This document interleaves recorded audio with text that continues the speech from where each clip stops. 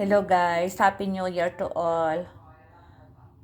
To my followers, to my viewers, to my friends. I-flex ko lang po guys kung paano po ako magluto ng buttered shrimp. Ayan po yung aking ingredients. Ito po yung aking shrimp. Ayan guys, kasi wala pong mabiling presko dito guys. Kaya frozen na po yan siya guys. Ganyan. And then, ito rin po yung aking butter. Then, ito po yung aking garlic. Ayan po yung aking chili. And then, hahaluan ko rin po siya guys ng cauliflower at saka broccoli. Ito po siya guys. Ayan guys, ang ating mga ingredients. Ngayon guys, mainit na po yung aking pan. Kaya ilalagay ko na po yung aking butter. Ayan po yung aking butter guys. Ayan, ang dami. Po yung aking butter guys.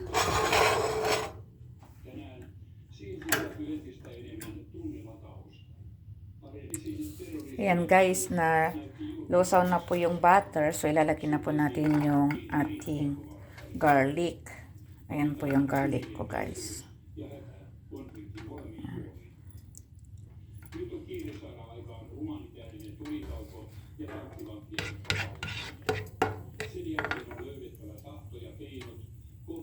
Ayan guys, luto na po yung ating bawang. So ilalagay na rin natin ang ating chili.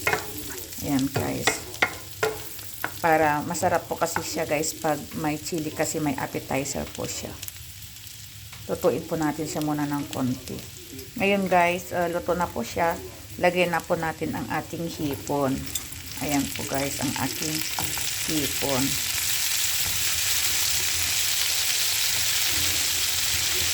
Here's my shrimp.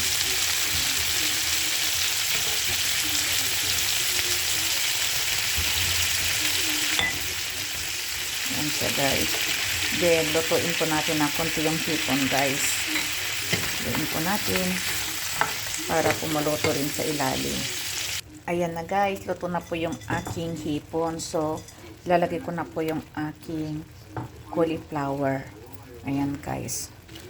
Palala po natin siya ng konti guys. Tapos, sabay ko na rin po yung aking broccoli guys. Ayan. Para maluto na po sila. Kasi ayaw ko rin po guys ng overcook. Gusto ko lang po yung half cook guys. Ayan. Hello guys, ito na po yung aking finished products. Ayan na po siya guys. O, luto na po siya guys. Half cook lang po yung ating broccoli guys. Ganyan. Thanks for watching. Follow me for more updates. Like and share. Bye.